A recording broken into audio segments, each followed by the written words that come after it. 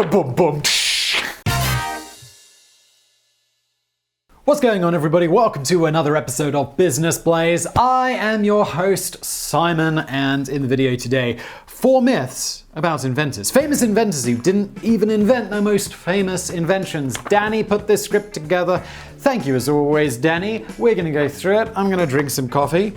It's always a bit of a crushing moment when you suddenly realize that nearly everything you were taught at school is wrong. I don't know about that, but it's mostly useless. To be honest, I always had my suspicions that I was completely wasting my time, but it's one thing to get hit over the head with equilateral triangles, quadratic forms, nonlinear partial differential equations, and all the other useless stuff that you'll never have to think about again once you've walked out of their school doors for the very last time. Yeah.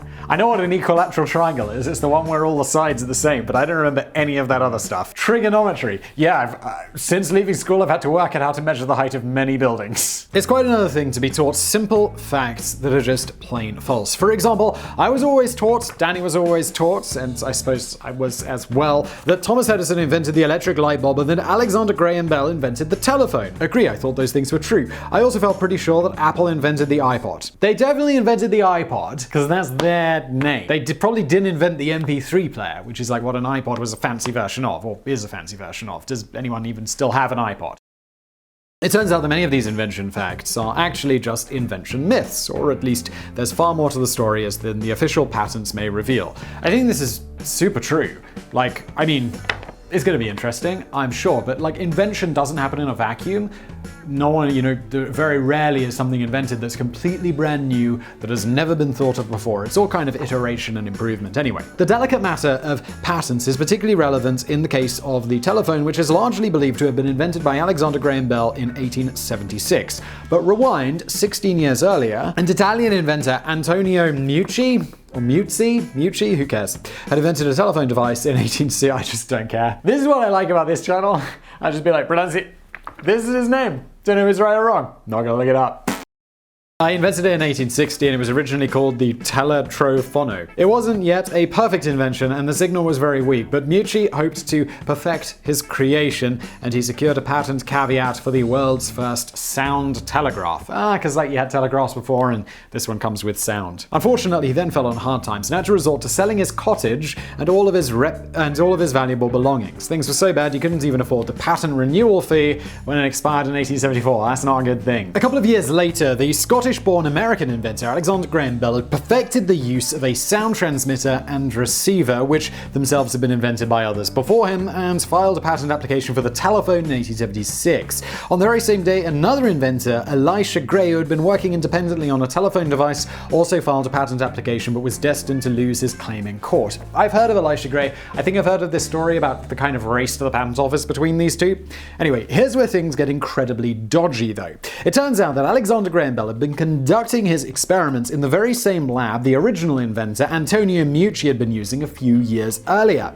And it's rumored that Bell had access to all of Meucci's notes and equipment, which were claimed to have been lost when Meucci had earlier requested their return. A case was later brought against Alexander Graham Bell to annul his patents for the telephone on grounds of fraud and misrepresentation. Yeah, it does seem like he just went into the dude's lab and was like, all of his equipment just lying around. Ooh, what's this? A telephone? Sure, I invented that. It's alleged that Meucci was close to claiming his deserved credit, but his sudden death in 1889 meant that the case was dropped, after which Bell became forever associated with the invention of the telephone. Wow, so it could either have been like, hey Bell, famous for stealing the idea of the telephone off Meucci, who then got credit, or just history remembering Bell as the inventor of the telephone. If true. So, did Alexander Graham Bell really play any valuable role in the invention of the telephone, or was he just a phony? Ba-da-bum-bum. Professor of law Mark A. Lemley reckons that Bell's only real contribution was to vary the strength of the current to capture variations in voice and sound, and ultimately concluded that Bell's iconic status owes as much to his victories in court and in the marketplace as at the lab bench. As much? That would imply that he did do quite a bit of work. Also, he worked out how to vary the strength to capture variations in voice and sound. I feel like that's quite important to a telephone. Isn't it all just variations in voice and sound? Let's move on to something which is hopefully a little less complicated and certainly a lot less shady, although it involves the credit of a man with Scottish heritage, also called Alexander. Bloody Scottish. The discovery of penicillin was a major medical breakthrough in the 20th century, eventually evolving into the world's first modern antibiotic and is still widely used today to fight bacterial infections. The story behind the discovery is usually told in a way that suggests it was one of the world's first accidental moments. A lot of people tend to assume that Alexander Fleming was an everyday guy who just happened to find penicillin mold on his sandwiches and ended up revolutionizing the world of medicine one rainy afternoon. I'm pretty sure Fleming was a scientist. I don't think he's an everyday guy. If I saw mold on my sandwiches, I'd be like, ugh.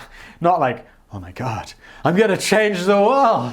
There's certainly a lot of truth to the story, it's not all bogus, and Alexander Fleming certainly deserves much of the credit for the discovery, but maybe not all of it, as even the main Wikipedia page on penicillin seems to suggest in its opening summary. It should be first pointed out that many people believe that North African tribesmen had been using forms of penicillin for thousands of years, although this can't be proven. On a more official level, the late 19th century saw the first experiments with the potential antibacterial properties of the yet-to-be-named penicillin mold, although nobody was able to ascertain the process that was causing the effects. Yeah, you don't really invent penicillin. You discover penicillin, right? Because it's this weird fungus thing. Like you invent a telephone, you don't invent a chemical or whatever an antibiotic is. Alexander Fleming was an untidy but brilliant biologist who had actually been working on investigating the properties of staphylococci in 1928. Upon returning from a holiday, he found fungus on his desk which appeared to be, so he was like a researcher, which appeared to be dissolving the deadly staphylococci bacteria. He quite accidentally became the first man to discover that the penicillin mold secretes an antibacterial substance and the first man to concentrate the active substance involved. After initially naming it MOULD JUICE, he eventually named it penicillin in 1929, and the rest is history. Or is it? The thing is that Alexander Fleming didn't quite revolutionize the world of medicine because he was ultimately unsuccessful in producing a stable form of penicillin for mass production and eventually gave up on his studies, concluding that his discovery was of no medical value to humans. It wasn't until the 1940s that Orvin Hess and John Bumstead became the first people to successfully treat a patient with penicillin, and then a whole team of notable biochemists and pathologists, including Ernst Chain and Howard Florey, got to work producing a stabilized form of penicillin for mass production. So what did Fleming actually do? Fleming saw his moldy sandwiches, was like, there's something to that, and then these other guys were like, okay, we'll look into it and make something useful from it, after Fleming gave up. Fleming, you lazy bum. Although Fleming may have played a major part in the initial discovery of penicillin, it was actually a whole team of other players who developed his abandoned discovery and got it out to the world. Interestingly, Fleming received the Nobel Prize in Medicine in 1945 for his discovery, but it was shared with Ernst Chain and Howard Florey. It should very probably have been shared with many other people who have played a key role, but the maximum number of people allowed to share the prize is just 3. If you got a Nobel Prize, I'd be like, yeah, it's pretty good even if you have to share it. Like on the CV, there's not many people who are like, Nobel Prize, innit? I imagine that would get you a job. Well, so tell me about some achievement you've had. Nobel Prize. Moving on to something a little more modern, who invented the iPod? If this question comes up at a pub quiz, you might reasonably expect people to offer the answer of Apple, or perhaps more specifically Steve Jobs. Depending on the pedigree of your quizmaster, that might even be what they have on their card. Steve Jobs can't have invented it, right? Steve Jobs just ran the company. But did Apple really invent the iPod? It was actually a failed British furniture salesman who received no money and no credit for his invention. Well, the iPod is just an MP3 player. So I disagree. Apple did make the iPod. It's their invention, but it's their product that they named. Well, some of the truth was revealed during a very complicated case over patent infringement back in 2008. Apple was battling it out with software company Burst over who owns the rights to what and who was stepping on whose toes. To explain all the details of the case would involve preparing a 45-page legal document, and I don't want Simon to be standing on his feet for any more time than he already needs to be. Thank you, Danny. But the main point that concerns us here is that Burst was suggesting that Apple's iPod invention from 2001 infringed on some of Burst's patents for the transmission of compressed audio and video files. Now we quickly switch over to a guy in Britain called Kane Kramer, who was standing on top of a pair of ladders doing a spot of light painting and very much minding his own business. This is incredibly specific. When he got a surprise call from Apple asking him to fly to America and help defend their case. Okay, who's Kane Kramer? Way back in 1979, serial inventor Kramer had designed a portable digital media player of his own, which he dubbed the IXL. 1979? How portable could it possibly be? To be honest, it was a bit Or how could it be? And it never really got off the ground. It couldn't store more than 3.5 minutes worth of music, which was always going to make the shuffle mode a bit predictable. Also, you couldn't have any songs over 3.5 minutes. However, the idea impressed Paul McCartney at least, who ended up becoming Kramer's first investor. Kramer, who also dabbled in furniture sales, eventually secured the patent for the world's first digital audio player in 1985. But after going through a difficult financial patch, which involved selling his struggling furniture business and his house, he wasn't able to afford the patent renewal when it came up in 1988. The reason that Apple enlisted Kramer's services in their legal defense was, bizarrely enough, to publicly prove that Apple hadn't invented the portable digital audio player. Apple's point was that Burst's patents were highly questionable in the first place, as the technology used in devices such as the iPod had already been floating around for decades in devices such as Kramer's iXL. So essentially, if I got this right, Apple exists, they create the iPod. A company called Burst are like, yo, we created that. And Apple are like, no, this dude called Kramer created that back in the day, and so did a whole bunch of other people, so you can right off, Burst. You got nothing. Despite proving the point, Apple still made the surprising move of agreeing to pay Burst $10 million in exchange for protection from current and future lawsuits, something which many in the industry believe they didn't really have to do. Yeah, but sometimes it's just easier. Like, if I was Burst, you'd be like, yeah, listen, Apple, I'm gonna drag this shit out in court forever. It's gonna make your life a real misery. Or you can just pay me some money, and I'll go away. The legal system is broken. But should Kane Kramer take any credit for inventing the iPod? No, not really, despite a barrage of UK press headlines at the time screaming, unlikely and skint failed furniture salesman invented the iPod in 1979. Daniel doesn't say where the headline's from, but it definitely sounds like it's from, we've got a famous tabloid called The Sun. Like, it would definitely use the word skint. He may have invented a borderline useless portable digital audio player, but Apple were the first to make the idea catch fire with the concept of storing large collections of music on a single device. I remember, I didn't have an iPod, it wasn't my first one. I had something called a Creative Zen Jukebox, something like that. It didn't have the wheel around the edge, it had this one in the center. It was good, it had like 20 gigabytes of storage, which was a revelation at the time.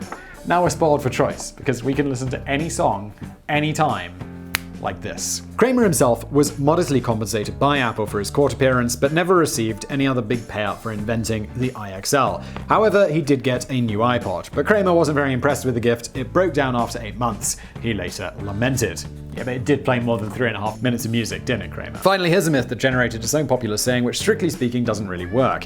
Having an Edison moment or light bulb moment is obviously a phrase to describe having a brilliant idea. Well, yeah, you have a light bulb moment, but it's not about like inventing the light bulb. It's about the light bulb going on to indicate, you've been switched on to an idea, right? It's not like there's nothing there and then the light bulb appears symbolizing invention. It's about idea. Maybe I'm wrong on that. It's often mentally visualized with a light bulb springing into life above the thinker's head, and it of course is a reference to Thomas Edison inventing the electric light bulb in 1879. Is it though? That's what I'm wondering. I think it's just about the idea of something being switched on.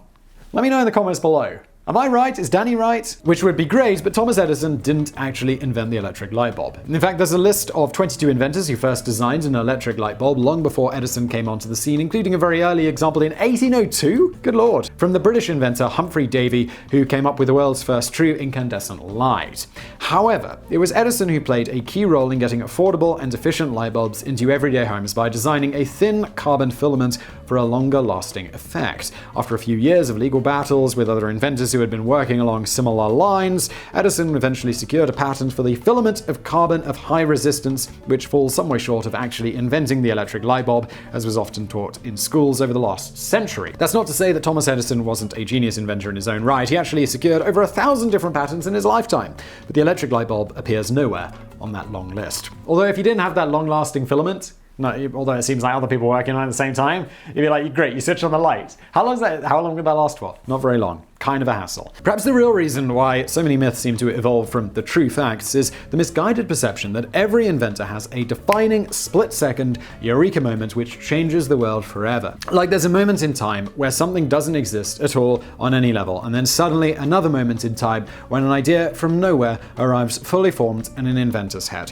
Something like an Edison moment, if that made any sense, which it doesn't. That's what I was saying, invention doesn't happen in a vacuum. But it seems closer to the truth to say that most profitable ideas are just improvements on existing ideas. I'm glad Danny and I agree on this. And it's very often not the guy who came up with the original concept who claims all the credit and the riches and the glory. It's the guy who made the final winning tweak that made the idea popular, or the guy who fought a stronger legal battle to grab the patents. Or, you know, he was just better at marketing. Whatever the case, you still can't help but feel slightly gutted in a way for so many of these stories that turn out to be false. How wonderful it would be if Thomas Crapper really had invented the toilet, but sadly he only invented the floating ball cock. Guys, this has been Business Blaze. I hope you enjoyed this one. 4 invention myths, sort of dispelled, sort of not.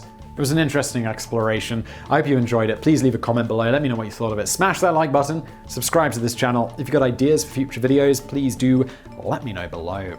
Thank you for watching.